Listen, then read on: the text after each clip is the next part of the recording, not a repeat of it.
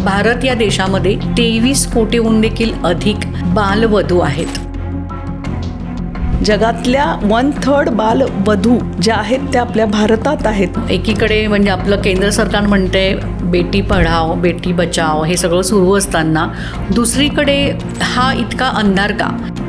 की पितृसत्ताक पद्धती असल्या कारणाने दबाव आजही तो काही कुटुंबांमध्ये टिकून आहे. मुलगी हे काचेचं भांड असं समजलं जातं आजही समाजामध्ये. आपल्या इकडे दरवर्षी 15 लाख मुलींची लग्न होतात, बालविवाह होत आहेत. मुलीला घरी ठेवणंही भीतीदायक आहे. त्यापेक्षा ह्या मुलीला लग्न करून ती तिच्या घरी गेली तर बस. पण बालविवाहानंतर मुलींमध्ये गर्भधारणा झाल्यावरती बालमृत्यू त्यांचं पण प्रमाण खूप मोठं आहे. जबाबदारीतून मुक्त होण्यासाठी आई वडील हे करत असतात. गेली किंवा ती कोणाच्या प्रेमात पडली आणि लग्न करून घेतलं तर आपल्या कुटुंबाचं काय? मुलगी वयात आल्यानंतर ही जबाबदारी कोण घेणार? तिच्यावर लक्ष कोण ठेवणार? नमस्कार, आमच्या नॉलेज कट्ट्यावरती तुम्हा सगळ्यांचं पुन्हा एकदा मनपूर्वक स्वागत. आज आमच्या कट्ट्यावरती खूप विशेष पाहुणे आलेले आहेत. अश्विनी न्यारकर मॅडम. अश्विनी न्यारकर मॅडम या सामाजिक कार्यकर्त्या तर आहेतच, पुन्हा वाव या ऑर्गनायझेशनच्या त्या संचालक देखील आहेत. बालविवाह या विषयावरती त्यांचा विशेष अभ्यास आहेच, शिवाय त्या सिग्नलवरती राहणाऱ्या मुलांसाठी देखील काम करतायत. आज एकंदर आपण त्यांच्याकडनं बालविवाह, भारतातील त्यातील व्यवस्था आणि त्यामध्ये येणाऱ्या अडचणी आणि या सिग्नलवरच्या मुलांचं आयुष्य या सगळ्याच विषयांवरती चर्चा करणार आहोत. अश्विनी मॅम, आमच्या कार्यक्रमात तुमचं खूप खूप स्वागत. नमस्कार मॅडम. माझ्या हातामध्ये एक रिपोर्ट आहे. त्यानुसार 2021 साली युनिसेफने एक अहवाल सादर केला होता. त्याच्यामध्ये त्यांनी सांगितलं आहे की भारतामध्ये म्हणजे एकट्या संपूर्ण जगामधील भारत या देशामध्ये 23 कोटीहून देखील अधिक बालवधू आहेत. आज आपण 21व्या शतक पार करतो आहे आणि या अवस्थेमध्ये देखील आपल्या देशामध्ये इतक्या मोठ्या प्रमाणावर बालविवाह होत आहेत. हे खरंच आहे? हो, अगदीच खरं आहे. जर आपण तुम्ही जो सर्वे काढलेला आहे युनिसेफने केलेला, तो अगदी खरा आहे. म्हणजे मला तर वाटतं त्यापेक्षा सुद्धा अधिक केसेस असू शकतात, कारण आपल्याला माहिती आहे की सगळ्या केसेस समोर येतातच असे नाही आहे. तर जर आपण बघितलं की बालविवाह हेच म्हटलं, याची व्याख्याच अशी आहे की ज्या वयात मुलांना समज नसते, की जे मुलांचं वय असतं खेळणं बागडण्याचं, त्या वयात त्यांचे विवाह होऊन त्यांच्यावरती जबाबदाऱ्या लादल्या जातात. मोठ्यांच्या जबाबदाऱ्या, नको त्या जबाबदाऱ्यांखाली ते येतात आणि ते बालविवाह होत असतात. आपल्या आजूबाजूला बघत असतो, पण आपल्याला बऱ्याचदा कळतसुद्धा नाही इतके विवाह होत आहेत. पण हे बालविवाहांची म्हणजे कारणं काय आहेत? बालविवाह का होतात? आज आपण भारत देशामध्ये राहतोय. भारत एक विकसित राष्ट्र म्हणून त्याच्याकडे बघितलं जातं आहे.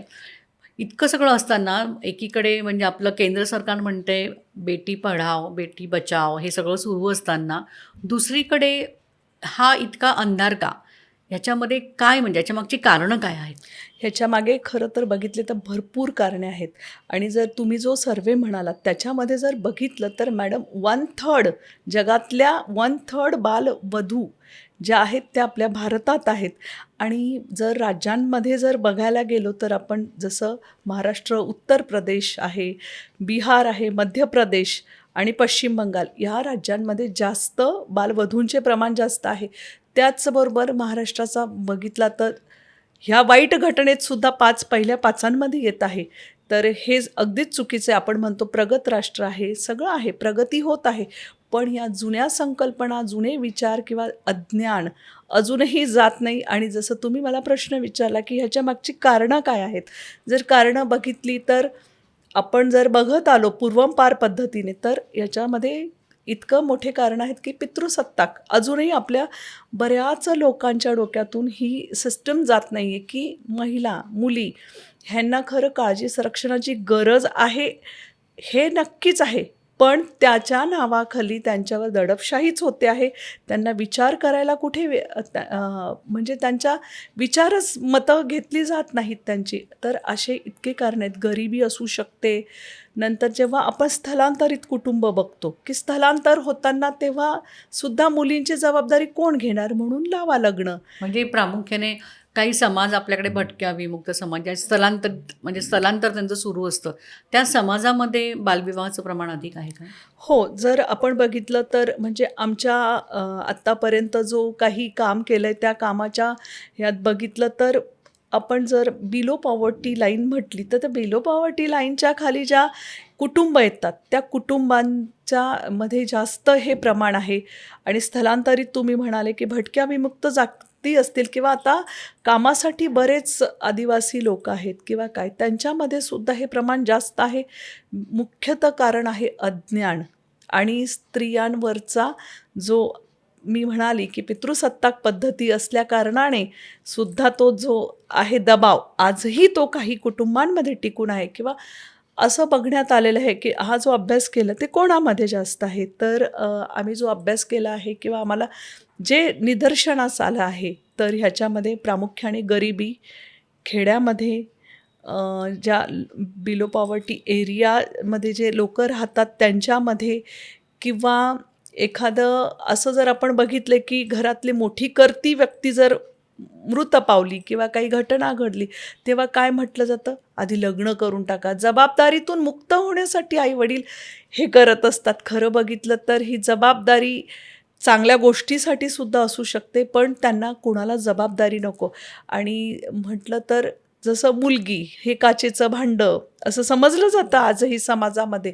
मग तिची जर इज्जत गेली किंवा ती कोणाच्या प्रेमात पडली आणि लग्न करून घेतलं तर आपल्या कुटुंबाचं काय, अशा एक नाही अनेक कारणं आहेत. त्यामुळे हे प्रमाण वाढतं आहे, कमी झालं नाही. आणि कोरोना काळात जर बघितलं मॅडम तर बरेच लेख वाचले होते आपण की तिच्या गळ्यातलं डोरलं हे खूप जास्त गाजलेलं लेख होता तो. त्याच्यामध्ये सुद्धा हेच होतं ना की बीड परभणी साईडच्या मुली ज्या कोरोनामध्ये शाळाबाह्य झाल्या त्या मुलींचं सुद्धा हेच झालं की त्या लग्न होऊन जेव्हा आल्या तर जेव्हा लक्षात आलं की तुमच्या गळ्यात कसलं, तर मग तेव्हा पालकांना विचारण्यात आलं की ज्या मुलाखती घेतल्या गेल्या त्यामध्ये पालकांनी सांगितलं की इथे खाण्याचं पडलेलं आहे आम्हाला आणि एक परिवारातला एक सदस्य कमी झाला ते सुद्धा आमच्यासाठी हे आहे म्हणून, आणि जबाबदारी कोण घेणार, पुढे काय कोणी बघितलं म्हणून सर्रास त्यावेळेस 55 मुलींचं निदर्शनास आलं की तेव्हा त्या एका भागातल्या 55 मुलींची लग्न झालेली होती. हा आकडा खूप मोठा आहे. आपल्या इकडे दरवर्षी 15 लाख मुलींची लग्न होतात, बालविवाह होत आहेत. म्हणजे खूप असं हे जाज्वल्य असं एकदम सत्य परिस्थिती आहे ही. आपण मुंबई पुण्यासारख्या शहरांमध्ये राहत असल्यामुळे, नाशिकसारख्या शहरांमध्ये राहत असल्यामुळे आपल्यापर्यंत ह्या बातम्या येत नाहीत खरं तर. किंवा आता देखील आपण जेव्हा बालविवाहाबद्दल बोलतोय तर बऱ्याच जणांना हे खरं देखील वाटणार नाही, विश्वास वाटत नाही की आजही म्हणजे या ज्या पूर्वीच्या ज्या प्रथा आहेत, पूर्वीच्या ज्या या काही गोष्टी होत्या त्या आजही चालू आहेत, या चालीरीती चालू आहेत. पण ह्याची कारणं जसं तुम्ही सांगितलेत की म्हणजे घरामध्ये कमावती व्यक्ती नसेल किंवा खाऊ घालणारं, त्यांना काय खाऊ घालायचं, त्यापेक्षा त्या मुलीचे लग्न लावून देणं असं पालक म्हणजे आपलं कर्तव्य समजतात आणि त्यात तिच्या वयाचा विचार न करता लहान वयातच तिचं लग्न लावून दिलं जातं. ह्याच्यामध्ये मला वाटतं की पूर्वीच्या काळी देखील बालविवाह व्हायचे. मुलगी वयात येईपर्यंत ती आईवडिलांकडेच राहायची, वयात आल्यानंतर ती पुन्हा मग सासरी यायची. पण आता देखील हीच परिस्थिती आहे, हेच फार भयावह आहे. कोरोना काळामध्ये हे प्रमाण वाढलं, यामध्ये कितपत तथ्य आहे आणि याचं कारण काय, म्हणजे कोरोनाचं आणि बालविवाहाचं काय कनेक्शन होतं? कोरोना काळामध्ये जर बघितलं तर खरंच हे प्रमाण वाढलं, कारण तो सगळा अभ्यास केला गेला, त्याच्यावरती मुलाखती झाल्या, सगळं आपणही बघितलं आहे, सगळ्या माध्यमांद्वारे सुद्धा आपल्याला कळलं आहे.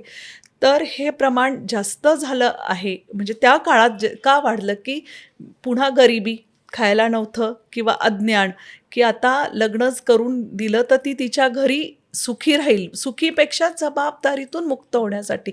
आणि आर्थिकदृष्ट्या बघितलं तर लग्न करणं आईवडिलांच्या दृष्टीने मुलीचं किमान जो खर्च येतो त्या जेव्हा मुलाखती घेतल्या गेल्या पालकांच्या, तर तेव्हा त्यांनी सांगितलं की आम्हाला एवढे लाखो रुपये खर्च लागतो आहे, याच्यानंतर पुढे तर आमच्याकडे पैसे नाही आहेत, तर हे 3-3, 4-4 हजारात लग्न होत आहेत, त्यामुळे आम्ही लवकरात लवकर लग्न करून दिले. जेव्हा काही संस्थांनी त्याच्यावर आक्षेप घेतला की का लग्न करतात, तर ते म्हटले करून तर ठेवू द्या, नंतर पाठवू, कारण तो खर्च आमचा वाचतो आहे. म्हणजे ह्या किती भयावह परिस्थिती आहे. किंवा सत्य खूप विचित्र आहे हे, की इतक्या ह्याच्यासाठी पैशांसाठी मुलींचं लग्न करून देत आहेत. किंवा आता आपण बघितलं की मुलींचा रेशोसुद्धा त्याचबरोबर एक ही गोष्ट आहे की मुलींचा रेशो कमी होतो आहे. मग मुलींचा रेशो कमी होत आहे तर असं आपण बघत आहोत की काही लोक अगदी पैसे देऊन त्या मुलींशी लग्न करून घेत आहेत आणि आईवडील पण तेवढीच जबाबदारी नको. आपण जेव्हा बघतो की शाळा आणि अजून एक कारण की जेव्हा शाळा कॉलेजमध्ये ह्या मुली जातात, आपण बघितलं की खेड्यामध्ये खूप अंतर पायी जावं लागतं आहे. जेव्हा पायी जातात तेव्हा मुलगी वयात आल्यानंतर ही रिस्क, ही जबाबदारी कोण घेणार, तिच्यावर लक्ष कोण ठेवणार. आपण तर दोघंही शेतात जातो आईवडील, तर मग त्या वेळात काय करायचं. आणि मुलीला घरी ठेवणंही म्हणजे भीतीदायक आहे किंवा जबाबदारीचं आहे. त्यापेक्षा ह्या मुलीला लग्न करून ती तिच्या घरी गेली तर बस. जसं आपल्याकडे एक कारण आहे, लैंगिक कारण म्हणता येईल त्याला, की ते कारण म्हणजे की आपल्याकडे लग्नानंतरचा जो संबंध असतो तो आपल्याकडे प्रामाणिक मानला जातो किंवा तो ऑथेंटिक मानला जातो. तर हे लग्नाच्या आधी काही नको, तिला तडा जायला नको, हा विस्तवाचा निखारा कोण ठेवेल, अशा भाषेत ते बोलत असतात. त्यामुळे ती तिच्या घरी जाऊन काही हो, पण आपण जबाबदारीतून मुक्त, समाजासाठी मुक्त, समाजामध्ये आपलं नाव राहील, बस ह्या कारणास्तव सुद्धा हे लग्न होताना दिसत आहेत. या लग्नांमध्ये प्रामुख्याने ज्या मुली असतात त्यांच्यावरती लैंगिक अत्याचार होत असल्याचं अनेक वेळा आपल्या समोर येतं. तुम्ही देखील अशाच म्हणजे बालविवाहासाठी काम करत आहात, अशा मुलींसाठी तुम्ही काम करता, त्यांचं रेस्क्यू देखील तुम्ही जर केलं असेल तर अशा काही केसेस तुमच्याकडे आलेल्या आहेत? आम्ही बालकल्याण समितीला जेव्हा होतो, मी जेव्हा काम केलं तेव्हा अशा केसेस आलेल्या आहेत की आमच्याकडे यायच्या त्या मुली, की काही मुलींचं असं त्यावेळेस असं झालेलं आहे की त्यांच्या रेस्क्यू केलेल्या आहेत, पण अशी घटना नव्हती माझ्यासमोर आलेली की तिच्यावर काही लग्नाच्या ह्याच्यामध्ये अत्याचार झालं. बिफोर मॅरेज आपण थांबवलेलं होतं ते. पण तरीसुद्धा असं घटना जेव्हा घडतात तेव्हा पालकांची खूप मोठी जबाबदारी, पालकांपेक्षा संपूर्ण जी यंत्रणा असते ह्यामध्ये जी इन्व्हॉल्व असते त्याची खूप मोठी जबाबदारी असते की पुन्हा आपल्याला समोर ते हो म्हणतात की आम्ही नाही लग्न करत, पुन्हा करून देण्याचे चान्सेस जास्त असतात. म्हणजे असं झालेलं आहे? हो, असं झालेलं म्हणजे माझ्या एक ओळखीतलं, जेव्हा मी या समितीवर नव्हते तेव्हा मला माहिती की अशी एक केस झालेली की पोलिसांसमोर त्यांनी सांगितलं, पण त्याचा फॉलोअप नीट झाला नाही. त्यामुळे त्या मुलीचं लग्न झालं, कारण यांच्या फॉलोअप फार महत्त्वाचा असतो. बालविवाहामध्ये मुलींवरती अत्याचार होतात हे आपल्याला माहिती आहे, पण त्या अत्याचार करणाऱ्यांच्या विरोधामध्ये कायद्याचा काही बडगा आहे की नाही, म्हणजे तिच्या पतीवर वगैरे? ॲक्च्युली याच्यामध्ये कायदाच असा आहे, जर आपण बघितलं की बालविवाह प्रतिबंध कायदा हा 2006ला आलेला आहे. त्याच्या आधी स्वातंत्र्यपूर्व काळातसुद्धा की मुलींचे लग्न अगदीच 3-4 वर्षातसुद्धा होताना आपल्याला माहिती आहे. तर त्यावेळेस शारदा कायदा जेव्हा आला होता की शारदा कायद्यामध्ये 14 वर्ष हे मुलीचं वय होतं, पण त्यानंतर तो 2006ला जेव्हा पारित झाला तेव्हा मुलीचं वय 18 वर्ष आणि मुलाचं वय 21 वर्ष करण्यात आलेलं होतं. पण आजही मला असं वाटतं की तुम्ही म्हणाला की मुंबई पुण्यासारख्या शहरात आश्चर्य वाटतं की अजूनही होत आहे का, पण ग्रामीण भागात याची किती माहिती आहे, हीच अज्ञानता आहे. तर त्यामुळे माहितीच नाही ना की 18 वर्षाच्या खाली लग्न करायचंच नाही. हा कायदा एकदम कडक आहे. हे जेव्हा लोकांना माहिती होईल तेव्हाच ते बंद होईल. तर हा जो कायदा आहे तो कायदा 2006मध्ये झाला आहे. त्याच्यामध्ये आहेच लिहिलेलं की म्हणजे ह्या कायद्याची थोडीशी माहिती मी देऊ इच्छित आहे की त्या कायद्यामध्ये हे लिहिलं की 18 वर्ष आणि 21 वर्ष. पण 18 वर्षाच्या खालील जर मुलगी असेल किंवा 21 वर्षाच्या खालील जरी मुलगा असेल तर ते जेव्हा उघडकीस येतं किंवा तो रद्द करण्यात येतो तो विवाह, त्याच्यामध्ये बऱ्याच गोष्टी आहेत. आता एकीकडे आपण म्हणतोय की बालविवाहाबद्दल आपण बोलतोय, पण बालविवाहानंतर मुलींमध्ये गर्भधारणा झाल्यावरती बालमृत्यू त्यांचं पण प्रमाण खूप मोठं आहे. प्रामुख्याने याची काय कारणं आहे? ह्याच्यामध्ये जर बघितलं तर मुलीची एकतर वाढ झालेली नसते, शारीरिक वाढ. हे वय सरकारने का ठरवलेलं आहे की त्याच्यामध्ये शारीरिक मानसिक ही पूर्ण वाढ झालेली असते. आपण 18 वर्ष म्हणतो, ती वाढ झालेली असते. त्याच्यानंतर ती गर्भधारणा व्यवस्थित करू शकते. पण जर बिफोर आपण करतो आहोत, ऑलरेडी कधी आपण बघतो बिलो पॉवर्टी मुली किंवा काही भटक्या विमुक्त जातीतल्या मुली बघत असतो, तर त्याच ऑलरेडी कुपोषित असतात आणि त्याच्यात पुन्हा गर्भधारणा झाली तर आपण बघितले की बालमृत्यू आणि माता मृत्यूचे दर त्याच्यामुळेच वाढलेले आहेत. ते एक आहे किंवा अधिक रक्तस्राव होणं, अशा बऱ्याच लैंगिक आजार होणं, हे सुद्धा प्रमाण त्या मुलींमध्ये जास्त आहे. माहिती नाही, पुरेसं फूड नाही त्या प्रेग्नन्सीमध्ये, या सगळ्या गोष्टीमुळे ते प्रमाण वाढलेलं आहे. तुम्ही एक सामाजिक कार्यकर्ता आहात. ज्यावेळी तुमच्याकडे अशा केसेस येतात बालविवाह रोखण्यासाठी किंवा इथे बालविवाह होतोय हे जेव्हा तुम्हाला समजतं, कळतं, त्यावेळी सगळ्यात पहिले तुमची ॲक्शन काय असते? मी जेव्हा काम करत होते, मी आता म्हणजे बालकल्याण समितीसाठी काम करत नाही आहे, पण एक मी सगळ्यांना सांगू इच्छित आहे की जर असं काही घडलं किंवा आपल्याला माहिती झालं तर आपला रोल काय, सामान्य माणसाचा सुद्धा काय रोल असला पाहिजे, ही माहिती मी सांगू इच्छिते की कशी यंत्रणा काम करते, की ह्याच्यामध्ये कोणत्या कोणत्या यंत्रणा आहेत. ह्या आपल्याला खरं बघितलं तर सामान्य जनतेला माहितीच नाही आहे. म्हणून आपण काय करू, आणि मला माहिती आहे किंवा मला कळत आहे तरी का नाही काम होते, तर ते आपल्याला माहिती नसल्यामुळे, अपुऱ्या ज्ञानामुळे. तर ह्याच्यामध्ये सगळ्यात आधी जर एखाद्या व्यक्तीला, म्हणजे तुमच्या आमच्यासारख्या व्यक्तीला जरी कळलं की अमुक अमुक ठिकाणी किंवा माझी बाई किंवा कोणी असं लग्न होते किंवा इथे बसून मला ग्रामीण भागातही जर होत असेल, नॉट नेसेसरी की ते शहरी भागातच असलं पाहिजे किंवा काय, जर आपल्याला माहिती पडलं की असा एखादा विवाह होतोय किंवा ठरत आहे किंवा झालेला आहे, तर होत आहे असं जेव्हा नेहमी प्रिव्हेन्शन इज बेटर. तर जेव्हा तुम्हाला कळलं तर तेव्हा आपण काय विचार करतो, एक सामान्य माणूस काय विचार करतो, अरे त्या मुलीचं वय खरंच 18 वर्षाखालील आहे की नाही, मी सांगायचं आणि नसेल, असं पण होतं ना बऱ्याचदा, आपल्याला श्युअरिटी नसते त्या वयाची. तर त्यावेळात तुमचं काम काय आहे की तुम्ही पोलीस यंत्रणेला, जे तुमच्या नजीकचे पोलीस आहेत त्यांना तुम्ही फोन करू शकतात की असं असं मला संशय आहे किंवा असं होत आहे, लग्न इथे होत आहे, किंवा बालकल्याण समितीला तुम्ही सांगू शकतात किंवा सरळ 1098 चाइल्डलाईन हा नंबर तुम्ही तुमच्या मोबाईलवरून तुम्ही फोन केला तरी सांगू शकतात. तुम्हाला नाव सांगायचं तर सांगा किंवा नसेल सांगायचं तरी, पण त्यांना योग्य ती माहिती दिली गेली पाहिजे की अशा ठिकाणी, कारण ते पण कुठे तपास करतील. तर तेव्हा ती यंत्रणा, ती पुढची सगळी मग ती बाल संरक्षण कक्षाला, जिल्ह्याच्या ठिकाणी जिल्हा बाल संरक्षण कक्ष हा जिल्ह्यासाठी काम करत असतं, त्यांना ही माहिती मिळते आणि ही सगळी समन्वय करून पोलीस, जिल्हा बाल संरक्षण कक्ष आणि चाइल्डलाईन हे एकत्रितपणे काम करून ती केस सॉल्व करू शकतात किंवा ते लग्न थांबवू शकतात. अशी माहिती आपल्याला सगळ्यांना असणं गरजेचं आहे. ग्रामीण पातळीवरती जेव्हा गावखेड्यात असे जर लग्न होत आहेत, तर त्यावेळेस काय केलं पाहिजे की पोलीस पाटलांना तुम्ही सांगितलं पाहिजे. गावात पोलीस पाटील असतं आणि शासनाने प्रत्येक ठिकाणी, प्रत्येक गावाला एक बालविवाह बंधक अधिकारीची नेमणूक केलेली आहे. तो ग्रामविकास अधिकारी असू शकतो किंवा ग्रामसेवक, यांना ही पदं दिलेली, त्यांना तुम्ही कळवू शकतात की असं असं होत आहे. पण मग लोकांना पुन्हा काय वाटतं की जर मी सांगितलं आणि ती मुलगी तसं नसेल तर आपल्यावर रोष होईल का, तर नाही, पुढील तपास करण्याचं काम हे त्यांचं असतं. आणि ह्याच्यासाठी जर खरोखर ती मुलगी 18 वर्षाखालील आहे का, तर ह्याच्यासाठी पुरावे लागतात. ते पुरावे म्हणजे काय, तर वयाचा दाखला.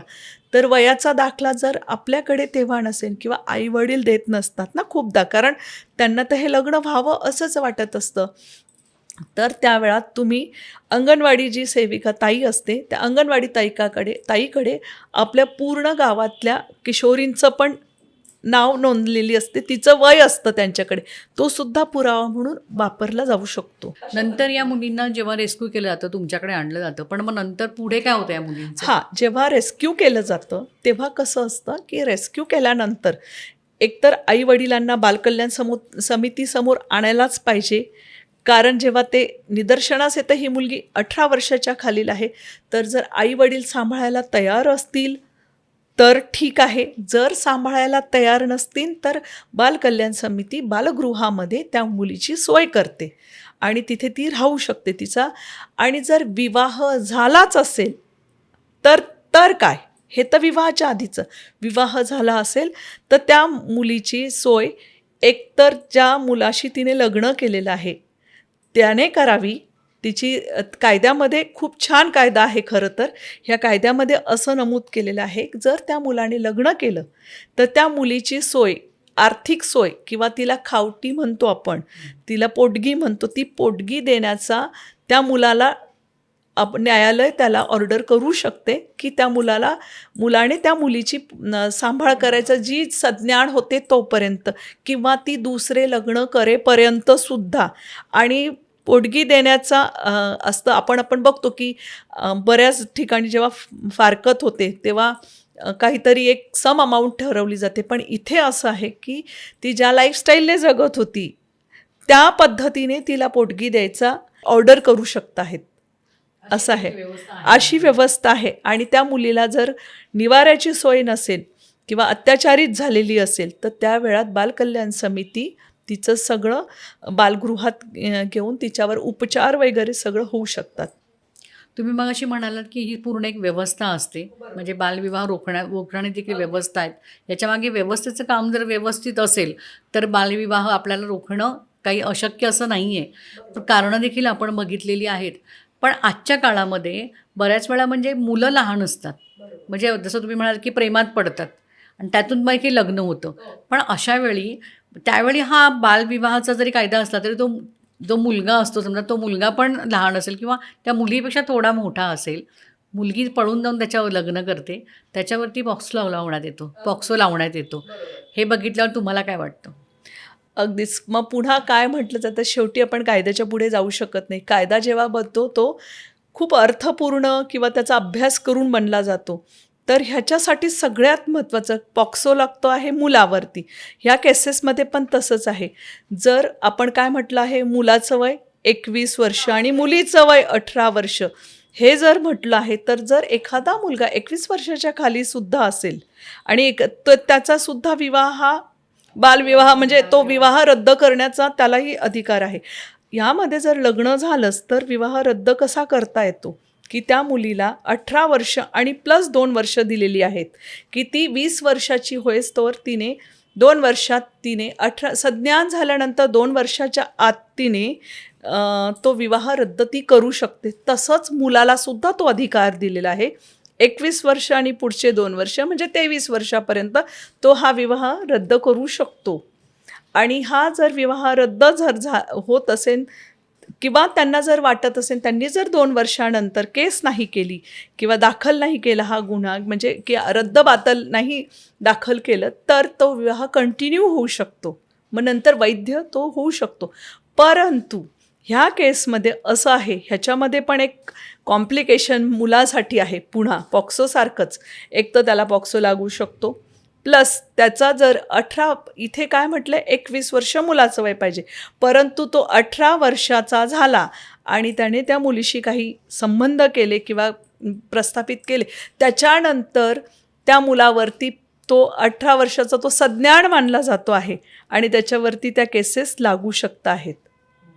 म्हणजे त्या मुलावरती तो 18 वर्षाचा तर आहे म्हणून संज्ञान, पण विवाहासाठी योग्य वय नाही म्हणून ते विवाह पकडला जात नाही वैध. पण ह्याच्यामधून जर बाळ झालं, पुन्हा एक की ह्या काही केसेसमध्ये बाळ होऊन जातं, आपल्याला खूप नंतर कळते ही केस. गुन्हे खरं आपल्याकडे हे प्रमाण वाढण्याचं हेच कारण आहे की ते उघडकीस येत नाही, कोण केस करेल हे फार मोठं असतं. आणि जर ह्यामध्ये बाळ झालंच एखाद्या मुलीला, तर त्या बाळाची सुद्धा जबाबदारी एकतर कोणाकडे द्यावी हे कोर्टाने ठरवायचं असतं. तर ह्याच्यामध्ये बेस्ट इंटरेस्ट बघितला जातो की ते बाळ, ह्या दोघांचा इंटरेस्ट न बघता बाळाचा इंटरेस्ट बघितला जातो की हे बाळ कुठे योग्य त्याची सांभाळ होईल, देखभाल होईल, काळजी होईल, तर त्यांना त्या बाळाचा अधिकार दिला जातो. जरी तो विवाह वैध नसेल, परंतु त्या बाळाला तो बाळ वैधच मानलं जातो, तो लिगलच असतं आणि त्याला अधिकार आहे, वडिलांच्या संपत्तीत त्याला वारसा मिळू शकतो. जेवढे अधिकार पण त्याला एवढे अधिकार त्या बाळाला दिलेले आहेत. मॅम, तुम्ही बालविवाहासाठी काम करतच आहात, पण त्याचबरोबर तुम्ही सिग्नलवरती राहणाऱ्या किंवा हरवलेल्या मुलांसाठी देखील काम सापडलेल्या आणि हरवलेल्या मुलांसाठी देखील काम करतात. दोन्ही कामांची रूपरेषा वेगळी आहे तसं बघायला गेलं तर. पण हे सिग्नलवरती आपल्याला मुलं दिसतातच, भीक मागत असतात, बऱ्याच वेळा काही ना काहीतरी मजुरी करत असतात, फुगे विकत असतात.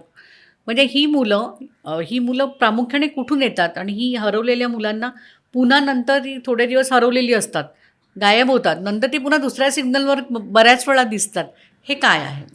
ॲक्च्युली मी जेव्हा बालकल्याण समितीचाच हा रोल आहे सगळा, कारण बालकल्याण समितीमध्ये जेव्हा काम करतो तेव्हा केअर अँड प्रोटेक्शनच्या अंडर जेवढी मुलं येतात, मग ती बालविवाहामधली असो, नाहीतर सिग्नलवरची मुलं असो, नाहीतर एखाद्या कुटुंबातली असो, पण तरीसुद्धा त्यांना केअर अँड प्रोटेक्शनची तर प्रत्येक मुलाला गरज आहे. तर हे सगळं त्याच्या अंडर आम्ही काम केलेलं आहे.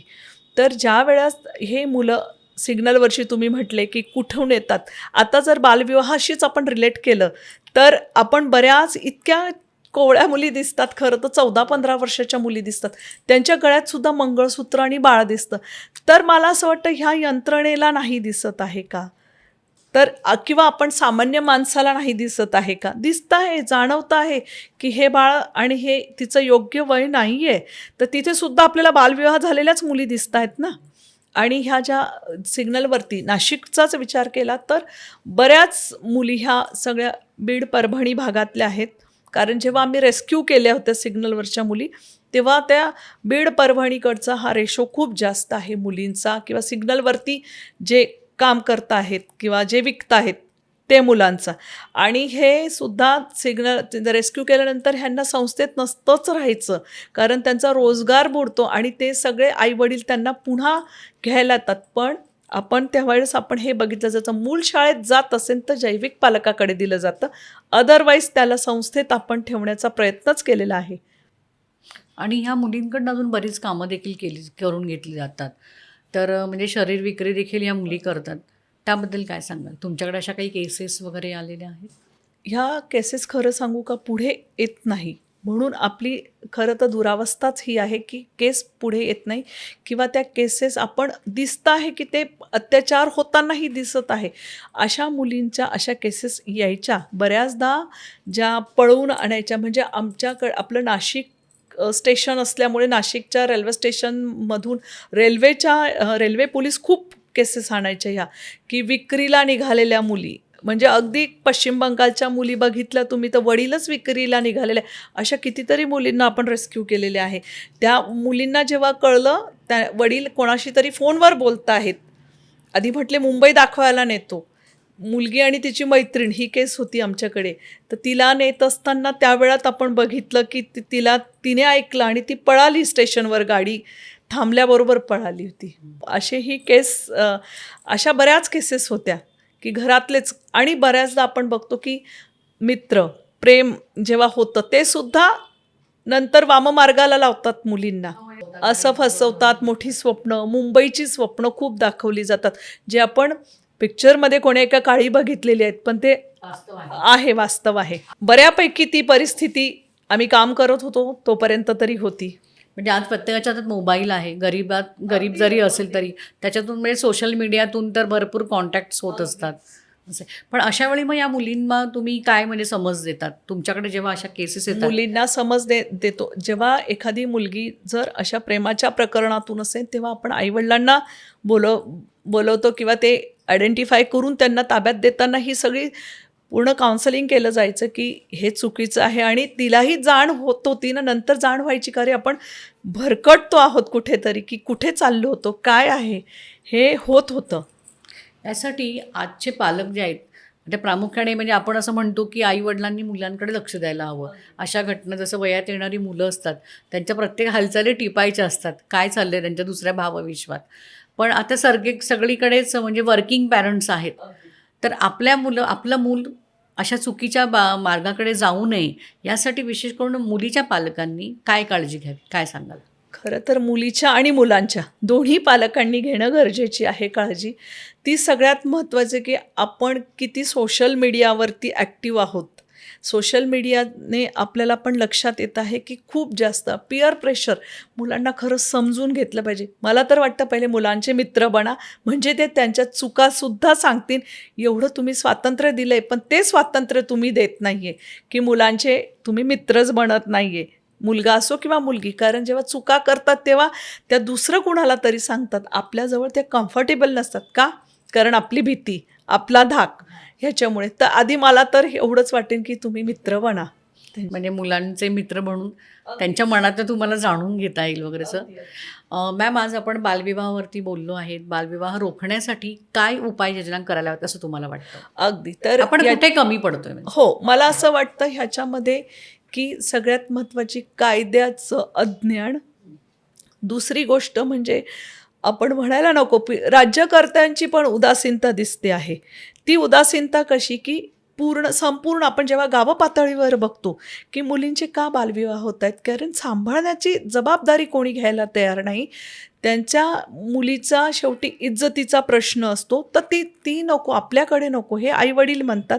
तर ह्या मुलींना जेव्हा आपण शाळा बघतो किती लांब लांब असतात, त्या शाळेत कुठे जात असतात, किती दूर दूर जात असतात. शाळेसाठी जाण्यासाठी व्यवस्था नसल्याने मग काय होतात, घरीच बसवा. मग घरी बसवून काय करायचं आहे, लग्न करून द्या. मग ह्या ज्या त्यांना जर मूलभूत सुविधा म्हणजे त्यांच्या प्रवासाच्या सुविधा असू शकतील, किंवा त्यांना जसं आपण बघितलं बिहारमध्ये सायकल, नितीश सरकार जेव्हा होतं तेव्हा सायकली वाटल्या सगळ्या मुलींना, की त्यांना शाळेला यायला जायला सुविधा करून दिल्या. अशा ज्या काही सुविधा जर दिल्या तर मुलींचं हे लग्न करण्याचं प्रमाण आईवडील कमी करतील. आणि कायद्याची सगळीकडेच मी म्हणेन की कायद्याची जाण, कारण ह्या कायद्यामध्येच म्हटलेलं आहे की तुम्हाला दंड आहे आणि परत शिक्षासुद्धा आहे. ही माहिती आहे का कुणाला की ही दंड आणि कोणाकोणावरती दंड आणि कोण कोण गुन्हेगार ह्या गुन्ह्यात येऊ शकतं? तर वाजंत्रीवाल्यापासून कार्यालय, फोटोग्राफर, पत्रिका छापणारा, हे भटजी किंवा काझी असेल कोणी, हे सगळे ह्या कायद्यामध्ये आहेत ना. काय शिक्षा म्हणजे होऊ शकते? त्यांना 1 लाख रुपये दंड आहे आणि 2 वर्षाची शिक्षा आहे. आईवडिलांना सुद्धा आहे. म्हणजे दोन्हीकडच्या, म्हणजे त्या दोन्हीकडच्या. मुलाच्या आणि दोन्ही दोन्हीकडच्या पार्टींना ही शिक्षा आहे. आणि त्या लग्नाला जो हजर असेल त्या सगळ्यांना ही शिक्षा आहे. त्यामुळे ही शिक्षा आहे. बघा, आपल्याला छोट्या छोट्या गोष्टींचं जर शिक्षा माहिती असेल, सिग्नल तोडली तर शिक्षा आहे, हे माहिती आहे. पण हे शिक्षा माहिती आहे का? किंवा आपण अलर्ट करतो का? आपण स्वतःला सुशिक्षित म्हणतो, आपण कुणाला अलर्ट केलं आहे का की अरे ही शिक्षा होईल बरं तुला, नाही तर मी सुद्धा सांगून देईन तू जर असं केलं तर. हे आपली जेव्हा सगळ्यांची हिंमत होईल तेव्हा हे थांबेल. अश्विनी मॅम, आज तुम्ही बालविवाहावरती आणि आपल्या सिग्नलवर राहणाऱ्या मुलांच्या आयुष्यावरती तुम्ही जो प्रकाशझोत टाकला आहेत आणि त्यातून जी माहिती तुम्ही दिलेली आहे ती खरंच खूपच म्हणजे मार्गदर्शक आहेतच.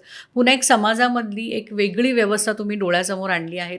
त्यासाठी तुम्ही काम पण करत आहात.